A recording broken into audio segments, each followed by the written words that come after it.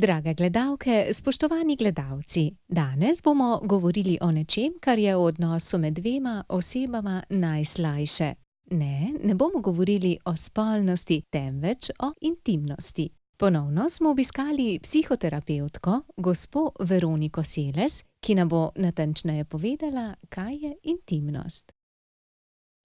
Intimnost v bistvu pomeni na nek način, da sta si dva čustveno blizu.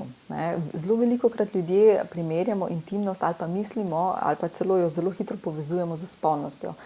Ampak intimnost je vse prej kot spolnost. Intimnost se pravi pomeni, da sta si dva čustveno blizu, kar pa pomeni, da sta ranljiva. In kaj ponovno pomeni, je v bistvu, da si izmenjujeta na nek način komunikacijo, da govorita o svojih ranljivostih, o stvarih, ki so težke, da govorita o čustvih. Se pravi, da na nek način se data drug drugemu spoznati v vsej svoji biti, in zaradi tega ne zbežita drug od drugega.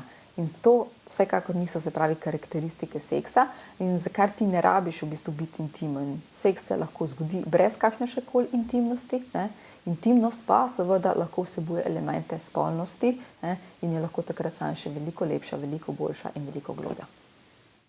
Kateri odnosi pa so lahko intimni?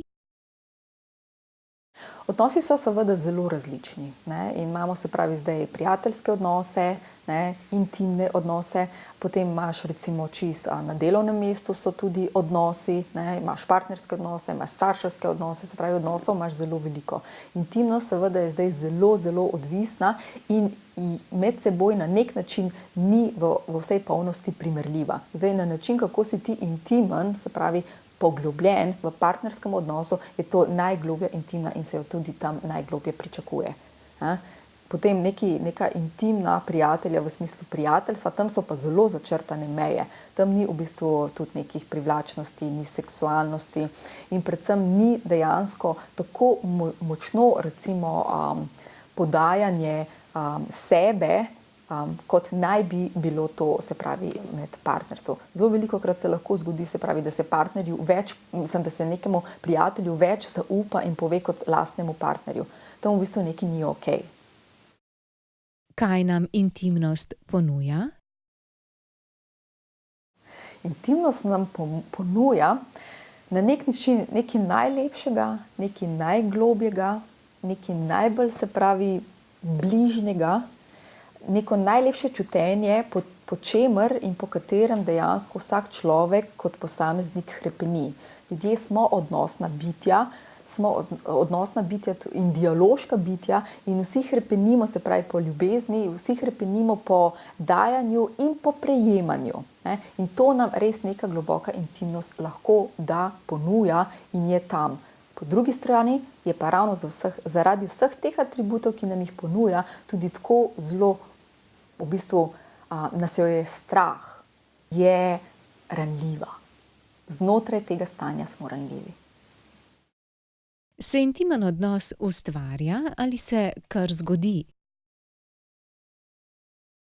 Intimen odnos v bistvu se ustvarja, se poglablja in to ravno v bistvu preko komunikacije, preko deljenja informacij, preko odpiranja in preko delovanja.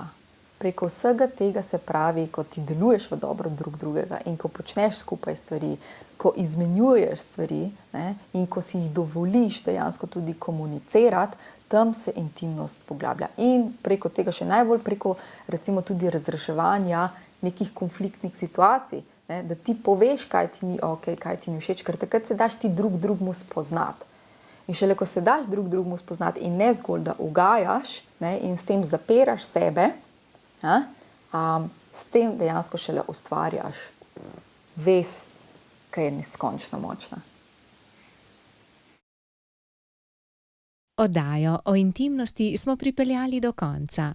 Želimo vam vse dobro in dosti globine, topline ter povezanosti v vaših dragocenih odnosih. Se vidimo naslednjič.